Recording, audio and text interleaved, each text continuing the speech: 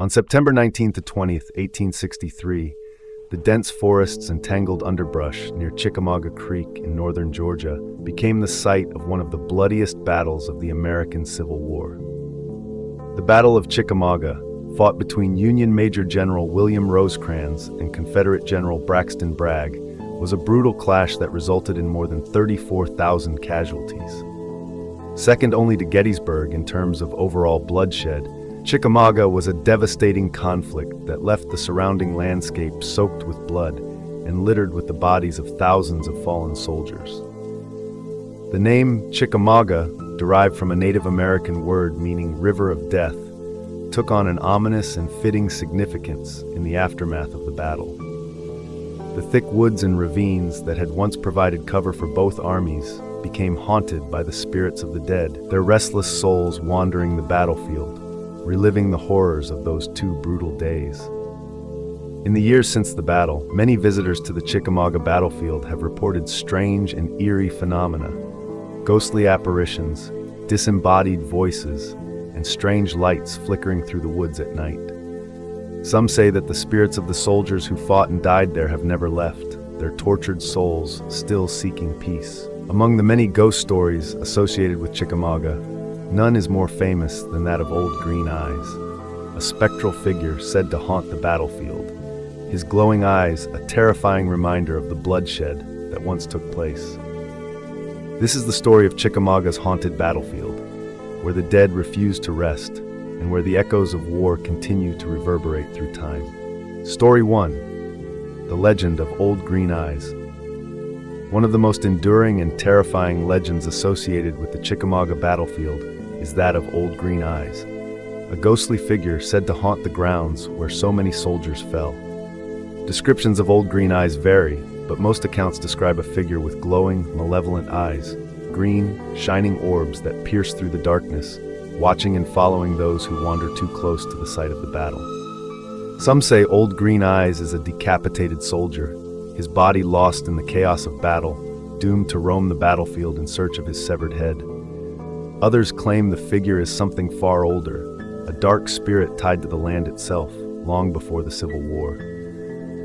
The first recorded sightings of Old Green Eyes came shortly after the battle, when Confederate and Union burial parties began the grim task of recovering and burying the dead. Soldiers tasked with gathering bodies and marking graves reported seeing a strange, glowing figure moving through the dense fog that often settled over the battlefield at dusk.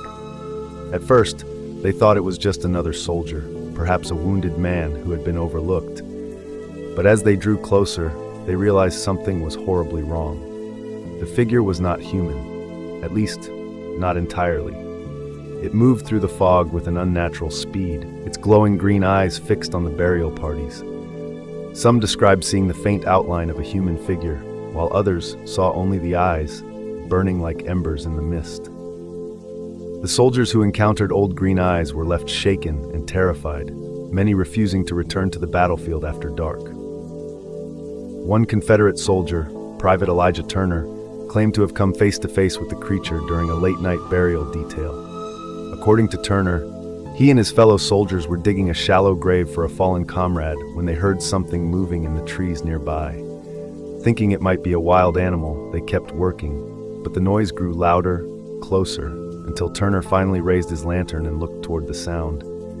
What he saw chilled him to the bone. Standing just beyond the tree line, half obscured by fog, was a figure with glowing green eyes. The eyes seemed to float in the air, unblinking, staring straight at him. The figure did not move, but Turner felt a wave of dread wash over him. He dropped his lantern and fled, leaving his comrades behind.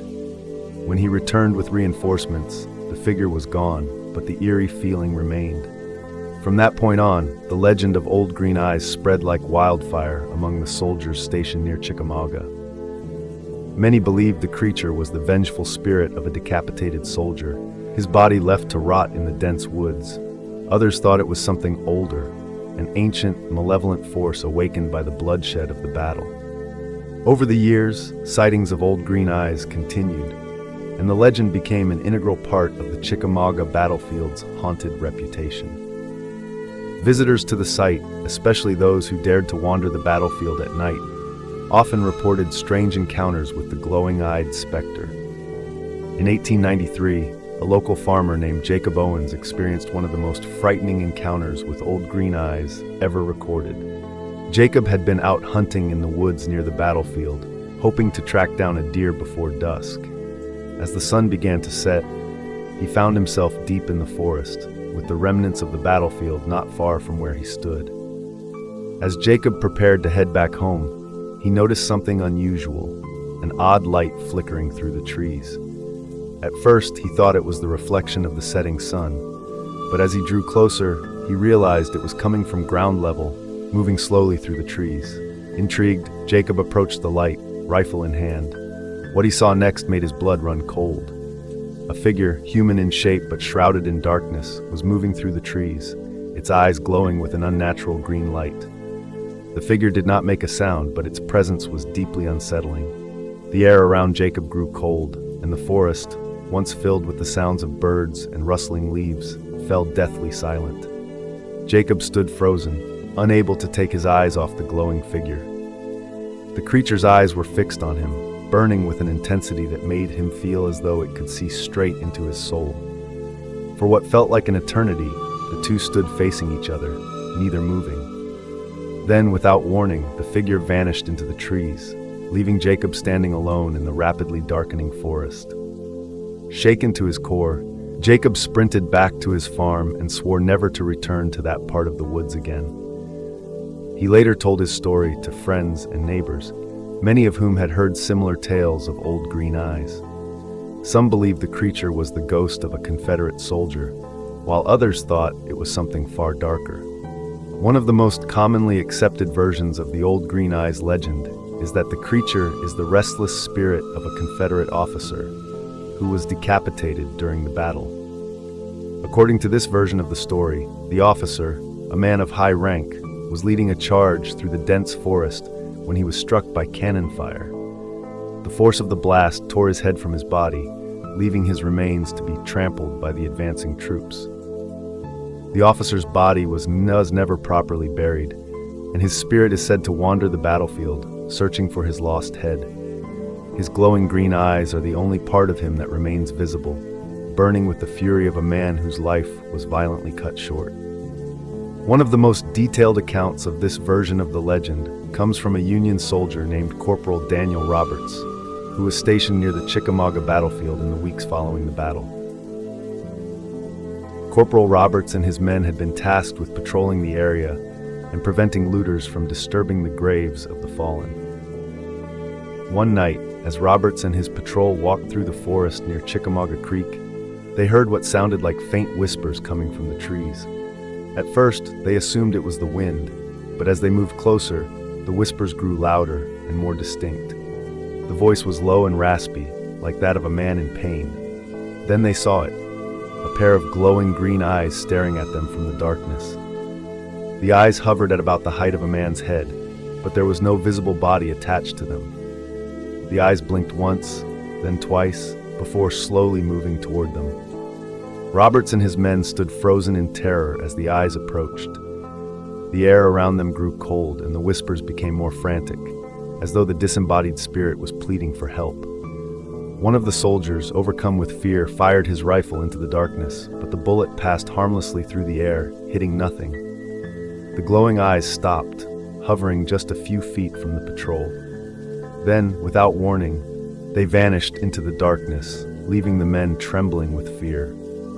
Roberts later described the encounter in his journal, writing, "It was as if we were being watched by something from beyond the grave, something that could not be killed, could not be touched, and would never rest." The legend of the decapitated officer persisted for decades, with many claiming that his ghost still roams the battlefield, searching for his lost head. Some believe that his spirit is drawn to those who venture too close to the site of his death, his glowing eyes a warning to those who dare disturb the ground where so many men died. In the modern era, reports of old green eyes have not waned. Visitors to the Chickamauga battlefield, now a national park, continue to experience strange and unsettling phenomena. Park rangers and tourists alike have reported seeing the glowing eyes in the trees, especially during the late hours of the night or early morning when the mist rolls in from the creek. In 2008, a group of paranormal investigators spent several nights on the battlefield, hoping to capture evidence of the infamous ghost. Armed with thermal cameras, digital recorders, and electromagnetic field detectors, the team set up camp near the site where most of the Old Green Eyes sightings had occurred. For the first few nights, the investigators experienced little more than the occasional cold spot or strange noise in the distance. But on the fourth night, everything changed. Just after midnight, as the team was reviewing their footage from the previous evening, one of the investigators, Mark, noticed something unusual on one of the thermal camera feeds. A cold spot, shaped like a human figure, had appeared near the tree line, moving slowly toward the cameras. Mark quickly alerted the others, and the team rushed outside to see if they could catch a glimpse of the figure. As they stood in the darkness, the temperature around them dropped sharply, and the air grew thick with an unsettling stillness. Then, from the shadows, they saw it, two glowing green eyes staring at them from the trees. The investigators stood frozen, their cameras trained on the eyes, capturing the eerie glow as it moved closer. One of the team members, Sarah, described the experience as absolutely terrifying, saying that the eyes seemed to be watching them with a malevolent intelligence. The figure hovered at the edge of the clearing for several moments before disappearing into the woods, leaving the investigators shaken and convinced that they had encountered the legendary Old Green Eyes. The legend of Old Green Eyes is just one of many ghost stories associated with the Chickamauga battlefield. The sheer scale of death and suffering that took place there has left a permanent mark on the land, and many believe that the spirits of the soldiers who died there will never truly find peace. For those who visit the battlefield today, the experience can be both sobering and eerie. The quiet woods, the misty mornings, and the dense underbrush seem to hold echoes of the past, and it's easy to imagine the ghostly figures of soldiers still wandering the fields, searching for something they lost in the chaos of battle. Whether one believes in ghosts or not, the stories of Old Green Eyes and the other hauntings at Chickamauga are a reminder that the past is never truly gone. The battlefield, with its haunted reputation, serves as a poignant reminder of the cost of war and the lives lost in the pursuit of victory.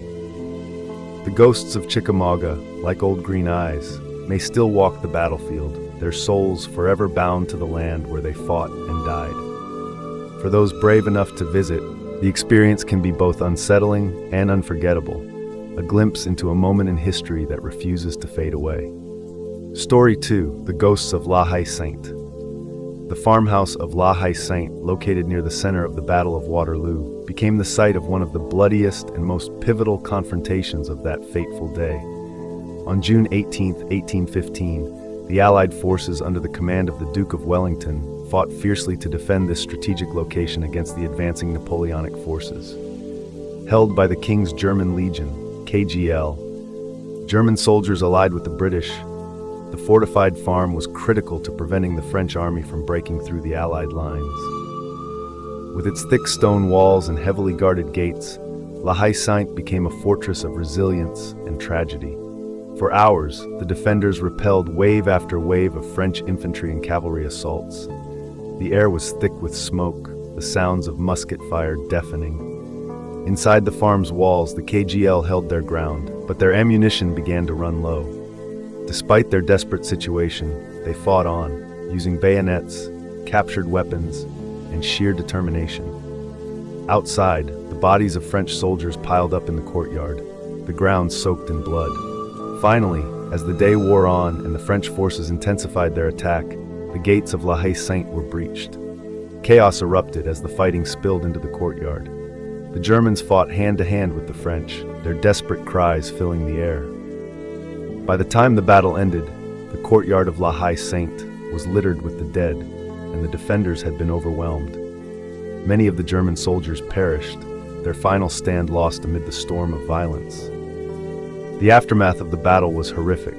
The dead and dying lay scattered across the farm, their bodies twisted in agony. The air, thick with the smell of gunpowder and death, hung heavy over the battlefield. Sainte had fallen, but the delay it caused in Napoleon's advance gave the Allies enough time to regroup and, with the arrival of Prussian reinforcements, eventually defeat the French forces. Though the battle ended, Sainte remained a place of sorrow and loss. As the years passed, rumors began to surface that the spirits of the soldiers who had fought and died there were still present. Visitors to the farmhouse spoke of strange, unexplained phenomena, ghostly figures moving through the courtyard at night, footsteps echoing through the empty halls, and the eerie sound of battle lingering in the air. The first reports of ghostly activity at Sainte came not long after the battle, as local villagers returned to the area to resume their lives. The once peaceful farm, now scarred by the battle, had become a place of death. The villagers who passed by at night began to speak of strange sights and sounds. Some claimed they could hear the faint echo of marching boots in the distance, accompanied by the clank of rifles and bayonets. Others spoke of shadowy figures moving through the courtyard, their forms barely visible in the moonlight. One of the earliest recorded encounters came from a local farmer named Henry Lafitte, whose land bordered the battlefield. Henry had been one of the first to return after the fighting had ended, and as he worked to rebuild his farm, he could not shake the feeling that something was watching him. On more than one occasion, he heard strange noises coming from the direction of Sainte, footsteps, whispers, and the unmistakable clatter of weapons. One evening, as Henry walked home from a long day's work, he heard a sound that sent a chill down his spine. It was the steady rhythm of boots marching in unison, accompanied by the faint jingle of armor and the soft murmur of voices. The sound seemed to come from the direction of Sainte, and as Henry listened, the noises grew louder, as if a group of soldiers was marching toward him. Terrified, Henry quickened his pace, his heart pounding in his chest. When he reached the safety of his home, he told his family what he had heard, but they dismissed it as his imagination. Yet the next day, when Henry returned to his fields, the strange sensation of being watched returned. Though he saw nothing, the feeling was unmistakable. There was something or someone lingering near Sainte. Over the following weeks, other villagers began to share similar stories. They too had heard the strange noises, the ghostly footsteps, and the eerie whispers that seemed to emanate from the battlefield. Some even claimed to have seen figures moving in the distance, their forms fading in and out of the mist that often blanketed the farm at dusk. As the legend of the haunted Sainte grew, locals began to avoid the area at night, fearing what they might encounter. The once lively farm had become a place of death and darkness, its history too painful, too recent to ignore. One of the most chilling encounters at Sainte occurred in 1881, when a British tourist named Charles Winterbourne visited the battlefield during a tour of Europe. Winterbourne, a historian with a deep interest in the Napoleonic Wars, had read extensively about the Battle of Waterloo and was eager to see the famous sights in person. He arrived at Sainte on a late summer afternoon, just as the sun was beginning to set. The farmhouse, though partially restored, still bore the scars of the battle. Its walls were pockmarked with bullet holes, and the gate that had been the site of such fierce fighting stood slightly ajar, its once sturdy wood cracked and weathered. Winterbourne wandered through the courtyard, imagining the chaos and bloodshed that had taken place there nearly 70 years earlier. The air was still and quiet, save for the occasional rustle of the wind through the trees. As Winterbourne explored the remnants of the farm, he noticed something strange, a figure standing at the far end of the courtyard, near the stone wall. At first, he thought it was another visitor, perhaps a local exploring the site as well. But as Winterbourne approached, he realized that something was terribly wrong. The figure was dressed in a tattered uniform, its once vibrant colors faded and stained with blood. His face was gaunt and pale, his eyes hollow and vacant. The soldier stood motionless, staring out at the battlefield beyond, as if he were lost in thought or reliving a moment from the past. Winterbourne froze, his heart racing. He blinked, certain that his eyes were playing tricks on him, but the figure remained, standing silently in the fading light. Slowly, the soldier turned to face Winterbourne, his hollow eyes locking onto the historian's. For a brief moment, The two stood staring at each other, and Winterbourne felt an overwhelming sense of sorrow and despair wash over him. Then, just as suddenly as he had appeared, the soldier vanished, leaving Winterbourne alone in the silent courtyard. Shaken to his core, Winterbourne quickly left La Haye Sainte and returned to his hotel, where he recounted the experience to his fellow travelers. Though many dismissed his story as a product of an overactive imagination, Winterbourne knew what he had seen. The ghostly figure was no trick of the light.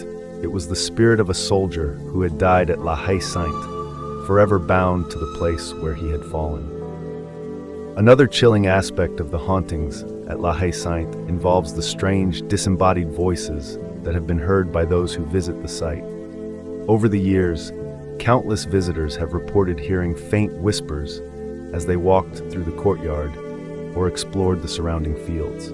These voices are often low and indistinct, as if coming from a great distance, but they are always filled with a sense of urgency or despair. In 1910, a French tourist named Marie Delacroix had a particularly unsettling experience while visiting the battlefield with her family. They had arrived at La Haye Sainte late in the afternoon and spent several hours exploring the site. As dusk approached, Marie lingered behind, captivated by the history of the place. As she walked through the courtyard, she heard what sounded like faint voices coming from inside the farmhouse. At first, she thought it was her family, but when she called out to them, there was no answer. The voices continued, growing louder and more insistent. Marie strained to listen, but she couldn't make out the words. It sounded as though several people were speaking at once, their voices overlapping in a chaotic murmur. Curious and a little unnerved, Marie moved closer to the farmhouse, hoping to catch a glimpse of who or what was making the noise. As she reached the door, the voices suddenly stopped, leaving an eerie silence in their wake.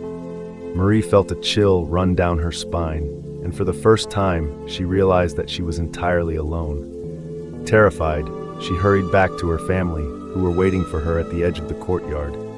When she told them what she had heard, her father dismissed it as the wind, but Marie knew better. The voices she had heard were not of the living, they were the echoes of the past, the voices of soldiers who had died at La Haye Sainte, their final moments trapped in the walls of the farmhouse.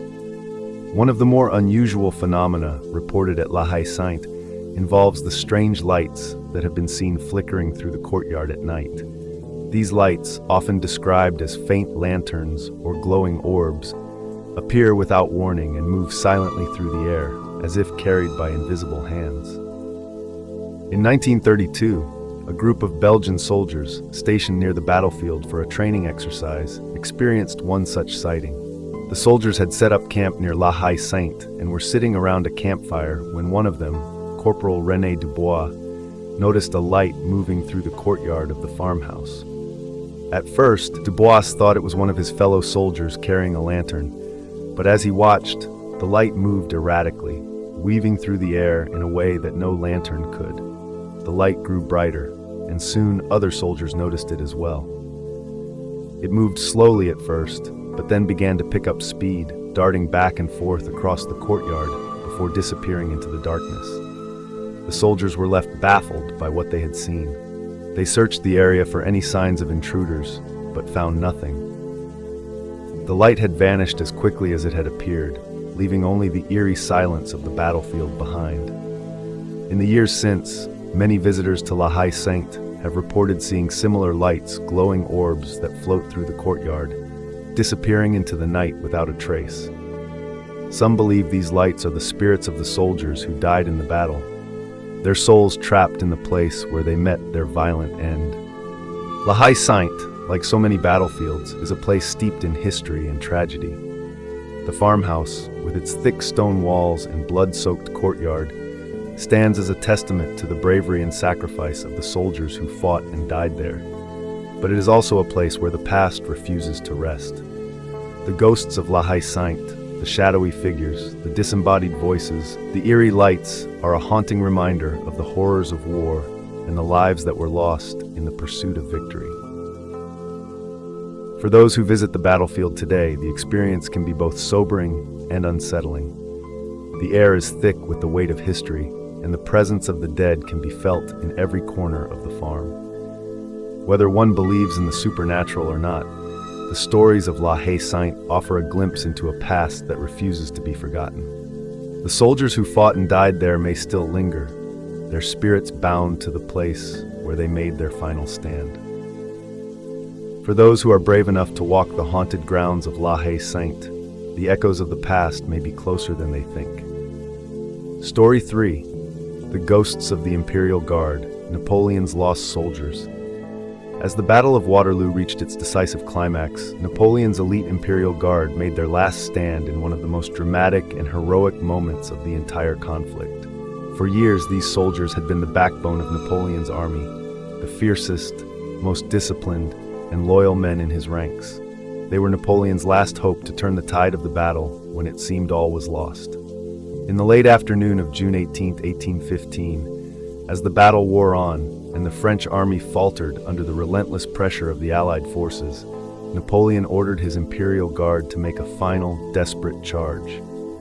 The Guard, resplendent in their tall bearskin hats and gleaming uniforms, marched forward with the determination that had made them legendary. Their discipline was unshakable, even as the ground trembled under the roar of cannon fire and musket volleys. But as they advanced, they were met with withering fire from the British and Prussian forces. The Allied lines, prepared and fortified, opened fire with devastating effect.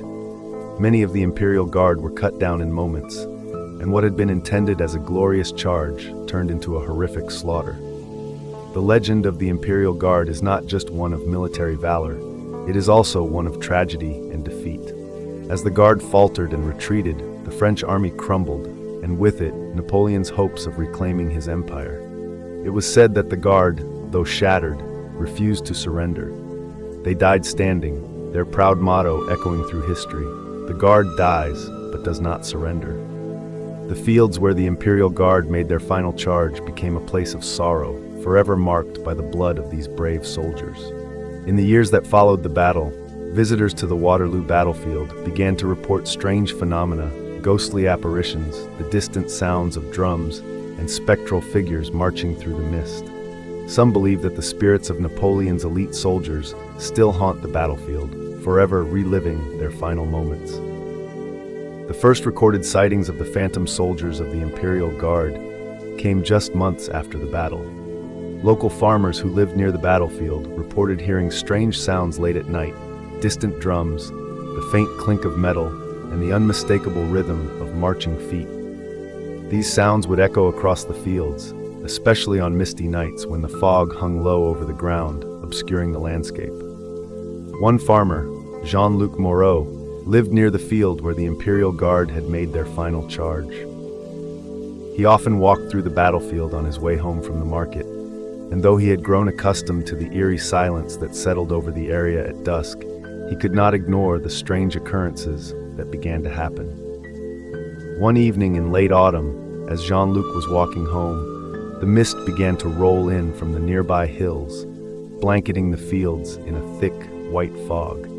As he neared the spot where the Imperial Guard had made their stand, he heard a sound that made him stop in his tracks, the distant beat of drums. At first he thought it was his imagination, but as he stood still listening, the sound grew louder. It was the steady rhythm of military drums, as though an army was marching toward him through the fog. His heart raced as he looked around, but he saw nothing, just the mist swirling around him. Then, out of the fog, he saw them. A line of soldiers, dressed in the uniforms of Napoleon's Imperial Guard, was marching slowly toward him. Their faces were pale and expressionless, their eyes dark and hollow. They moved in perfect unison, their boots making no sound as they crossed the ground. Jean-Luc watched, frozen in place, as the ghostly soldiers passed by him. Their forms flickered in and out of the mist, as though they were not fully part of this world. The sight was both terrifying and mesmerizing. Jean-Luc could see the details of their uniforms, the tall bearskin hats, the brass buttons on their coats, the gleam of their bayonets. But there was something wrong, something unnatural about them. Their movements were slow and mechanical, as though they were trapped in a moment of time that had long since passed. As the last of the soldiers disappeared into the mist, the drumming faded, leaving only the eerie silence of the battlefield. Jean-Luc hurried home, shaken by what he had witnessed. He told his family about the ghostly soldiers, but they dismissed it as a trick of the fog or his imagination. Still, Jean-Luc knew what he had seen, and he avoided the battlefield at night from that point on. Over the next several years, more and more people reported similar sightings. Visitors to the battlefield spoke of seeing shadowy figures marching through the mist, their forms barely visible in the half-light of dusk. Some claimed to hear the distant sound of drums or the faint echo of a bugle, as though the Imperial Guard was still preparing for battle, unaware that their time had long since passed. One of the most chilling encounters with the ghostly soldiers of the Imperial Guard occurred in 1902, when a British officer named Colonel Richard Hathaway visited the battlefield with a group of fellow military historians. The group had traveled to Belgium to study the battle and walk the ground where Napoleon's fate had been sealed. Colonel Hathaway, a man of logic and reason, had little patience for ghost stories or superstitions. He had heard the local legends about the haunted battlefield, but he dismissed them as mere fantasy. His purpose in visiting Waterloo was to study the tactics of the battle, not to chase after ghosts. The group spent the day touring the battlefield, visiting the key sites of the conflict, the ridge where Wellington's forces had held their ground, the farmhouses that had been turned into fortresses, and the field where the Imperial Guard had made their final, ill-fated charge. As the sun began to set, casting long shadows across the battlefield, the group found themselves standing near the spot where the Guard had made their last stand. The air was cool and still, and a light mist began to rise from the ground, creeping across the fields like a ghostly blanket. Colonel Hathaway and his companions stood in silence, imagining the scene that had unfolded there nearly a century earlier, the roar of cannon fire, the clash of bayonets, the cries of men as they fought and died on that blood-soaked ground. Suddenly, one of the men, Major Arthur Wellesley, gasped and pointed toward the far end of the field. "Do you see that?" he whispered, his voice trembling with fear. Colonel Hathaway turned to look and felt his blood run cold. Emerging from the mist, barely visible in the fading light, was a line of soldiers. At first, they were just shadows, but as they drew closer, their forms became clearer. They were dressed in the uniforms of the Imperial Guard, tall bearskin hats, blue coats with brass buttons, and gleaming bayonets. The soldiers marched in perfect formation, their boots making no sound as they crossed the field. Their faces were pale and expressionless, their eyes dark and hollow. The sight was both terrifying and awe-inspiring, a glimpse into the past, as though the soldiers had risen from the dead to march once more. Colonel Hathaway watched in stunned silence as the ghostly regiment passed by. The soldiers' movements were slow and deliberate, as though they were trapped in a moment of time, forever reliving their final charge. None of them looked at the group of historians, their eyes fixed straight ahead as they marched toward the enemy lines that no longer existed. The mist swirled around them, and for a brief moment, Colonel Hathaway could almost hear the distant sound of drums, the faint echo of a bugle, and the low murmur of voices, the sounds of an army preparing for battle. Then, as quickly as they had appeared, the soldiers vanished into the mist, leaving the group standing in stunned silence. For several moments, no one spoke. Finally, Major Wellesley broke the silence. "What in God's name was that?" he whispered, his voice trembling with fear. Colonel Hathaway, usually a man of logic and reason, had no answer. He had seen the ghostly soldiers with his own eyes, but he could not explain what he had witnessed. The encounter had shaken him to the core, and he left the battlefield that day with a newfound respect for the legends of Waterloo. Among the many ghostly figures reported on the battlefield, one of the most tragic is that of a young drummer boy who is said to haunt the fields where the Imperial Guard made their final charge. According to legend, the boy, no more than 14 years old, had been tasked with keeping the rhythm of the march as the Guard advanced toward the enemy. He had been proud to serve in Napoleon's elite unit, but his life was cut tragically short when he was struck by enemy fire during the charge. For years after the battle, visitors to the battlefield reported hearing the faint sound of a drum beat echoing through the fields at dusk. The beat was slow and steady, the rhythm of a military march, and it seemed to come from nowhere.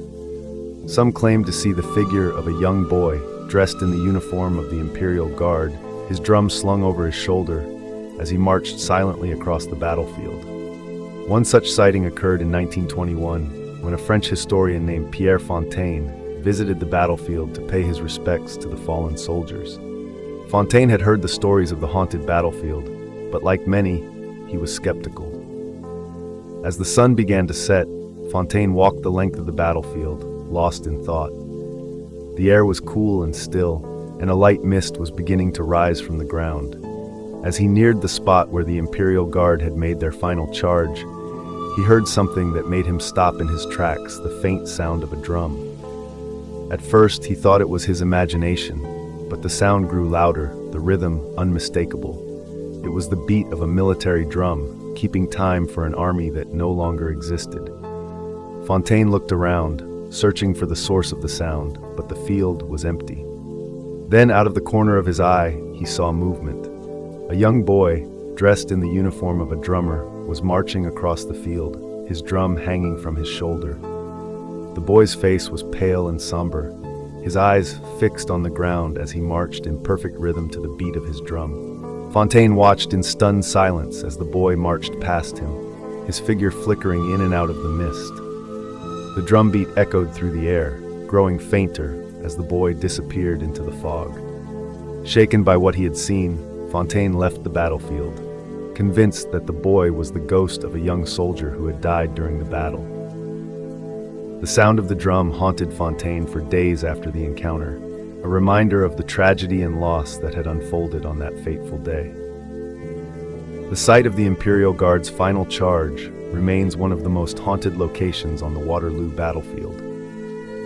The ghostly soldiers, the eerie sounds of drums and bugles, and the tragic figure of the drummer boy all suggest that the spirits of these brave men are still trapped on the battlefield, forever reliving their final moments. For those who visit the battlefield today, the experience can be both awe-inspiring and unsettling. The fields where so many soldiers died carry an oppressive energy, as if the past is still alive just beneath the surface. The ghostly apparitions of Napoleon's elite soldiers serve as a haunting reminder of the cost of war and the lives lost in the pursuit of victory. The spirits of the Imperial Guard may still walk the fields of Waterloo, forever marching toward a victory that will never come. For those who believe in the supernatural, the battlefield is a place where the past and present collide, and where the echoes of history can still be heard in the silence of the night. Whether one believes in ghosts or not, the stories of the Imperial Guard at Waterloo offer a glimpse into a moment in history that refuses to be forgotten. The soldiers who fought and died for Napoleon may never truly rest, their souls bound to the battlefield where they made their final stand. Story 4. The Spirits of the Cavalry Charge. The thundering cavalry charges at the Battle of Waterloo were some of the most dramatic moments of the conflict. Under the command of Marshal Michel Ney, Napoleon's trusted general, thousands of cavalrymen, heavy and light cavalry alike, charged headlong into the British squares in a desperate attempt to break the Allied lines. Ney, known as the bravest of the brave, believed that a successful cavalry charge could turn the tide of the battle in Napoleon's favor. As the French cavalry charged, swords gleaming in the sunlight and the earth shaking beneath the hooves of thousands of horses, they were met with fierce resistance. The British and Dutch forces formed tight infantry squares, bristling with bayonets. The French cavalry charged again and again, crashing into the walls of infantrymen, only to be repelled by withering volleys of musket fire and the relentless discipline of the Allied troops. The battlefield became a slaughterhouse. Horses and men alike were cut down in waves, the ground littered with the bodies of the dead and dying. Ney's cavalry charge, despite its ferocity and valor, was ultimately doomed. By the end of the battle, the fields were soaked in blood, and the hopes of Napoleon's victory had been crushed beneath the weight of defeat. Yet, long after the battle had ended, the echoes of that fateful cavalry charge seemed to linger. Over the years, many who visited the fields of Waterloo reported hearing strange sounds, phantom hoofbeats, the clash of swords, and the distant cries of battle. Some claim to have seen ghostly horsemen galloping across the battlefield at night, their spectral forms fading into the mist. The spirits of Haye's cavalry, it seemed, had never truly left. The first reported sightings of the phantom cavalry came in the years immediately following the Battle of Waterloo. Locals who lived near the battlefield often spoke of strange occurrences, sounds, and sights that could not be explained. Many described hearing the unmistakable sound of galloping horses in the dead of night, even when no riders could be seen. One of the earliest recorded encounters took place in 1820, just 5 years after the battle. A local farmer named Pierre Dufresne had been tending to his fields late in the afternoon when he noticed an unusual fog rolling in from the west. The fog was thick and low, crawling along the ground like a living thing. Pierre, accustomed to the changing weather of the region, thought nothing of it at first. But as the fog grew denser, Pierre heard something that made him pause. It was faint at first, a distant rumble that grew louder with each passing moment. It was the sound of hoofbeats, many of them galloping across the field toward him. Pierre looked around, expecting to see a group of riders emerging from the fog, but the fields were empty. The sound of galloping grew louder, echoing in the mist, and Pierre could hear the distinct clatter of swords and the jingle of harnesses. Yet, there was no one in sight. His heart pounded in his chest as he stood frozen in place, listening to the ghostly cavalry charging through the fog. The hoofbeats seemed to circle him, as if an entire regiment of horsemen was riding just out of sight. Then, as suddenly as it had started, the sound stopped, leaving an eerie silence in its wake. Terrified, Pierre fled back to his farmhouse, where he told his family about the strange encounter. His wife, Madeleine, who had grown up hearing stories of the haunted battlefield, believed that Pierre had encountered the spirits of Haye's cavalry, ghostly horsemen still riding across the fields, long after their deaths. In the years that followed, more and more locals reported hearing the phantom hoofbeats in the mist. Some claimed to see shadowy figures on horseback, galloping silently through the fields, their forms flickering like shadows in the fog. These sightings always seemed to occur at dusk or in the early morning, when the mist was thickest, and the memories of the battle were closest to the surface.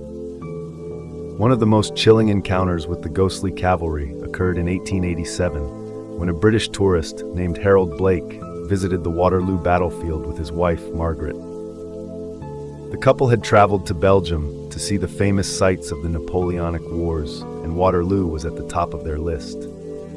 Harold, a keen military enthusiast, was eager to explore the battlefield, while Margaret, though less interested in military history, was intrigued by the stories of hauntings she had heard. The couple arrived at the battlefield late in the afternoon as the sun was beginning to set, casting long shadows across the fields. After touring the main sites, including Sainte and the ridge where Wellington's forces had held the line, Harold suggested they visit the area where Haye's cavalry had made its infamous charge. The field, now quiet and peaceful, stretched out before them, the ground gently sloping toward the ridge. As they walked, a light mist began to rise from the ground, swirling around their feet. Suddenly, Margaret stopped, her eyes wide with fear. "Harold, look!" she whispered, pointing toward the far end of the field. Harold followed her gaze and felt a chill run down his spine. Emerging from the mist, barely visible in the fading light, was a rider on horseback. The figure was dressed in the uniform of a French cavalryman, his helmet gleaming faintly in the dim light. His horse moved silently through the mist, its hooves making no sound as it galloped toward them. The rider's face was pale and expressionless, his eyes fixed straight ahead as if he were unaware of their presence. He held a sword in his hand, the blade glinting in the last rays of the setting sun.